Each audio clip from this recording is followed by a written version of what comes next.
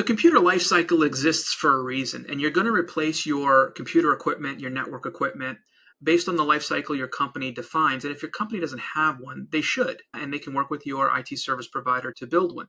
General rule of thumb is your typical computer has a 4 to 5 year life cycle, and that depends on a lot of varying factors, so it's not a hard rule. When your computer is being replaced, whether you're doing it yourself or you're engaging an outside company, or maybe you've just gone to the store and you're replacing it through a local store provider and they're coming into your home, some things you want to be wary of. First, always have backups.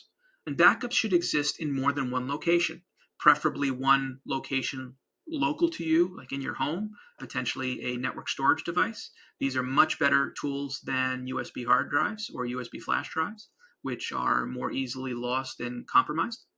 And also cloud-based backups, where your files are automatically backed up to cloud-based storage. Keep in mind, Google Drive and Microsoft OneDrive, these types of synchronization tools are not backups. A sync tool by its definition is a synchronization tool. When you do something in one place, it mimics it in the other. A backup needs to be a point-in-time duplicate, separate from the original, not modified when the original modifies. Creates a separate backup at that point. So backups and keeping caution of what you have exposed, particularly if you're bringing people from the outside in. Everybody gets this sense of safety when they walk into their building or into their home. Those 4 walls don't provide that much more security than if you're sitting at a public Starbucks. So be cautious of who's around you, who's coming into your home.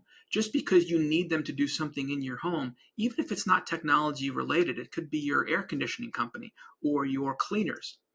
Be cautious of what you leave around. You might have left out your driver's license. That's a great way to identify you. Social security information, money, credit cards, bank statements, anything that can give your identity to someone else is something that they can use to impersonate you and gain access to your finances or other information, or just make your life miserable.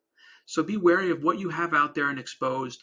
Again, make sure that you don't have passwords written down in places that people will see and observe. Same thing on your computer. Don't leave anything open on the screen, even when you're at home. If you're stepping away, lock the screen. I have a policy that locks the computers on short intervals when they're not being used to prevent other people from seeing what they shouldn't, even if it's people within the company. Least knowledge, least privileged access is a common theme and a common security principle. If you don't need to see or know something, you shouldn't have access to it. So protecting that physical environment is really just as important as protecting your digital landscape.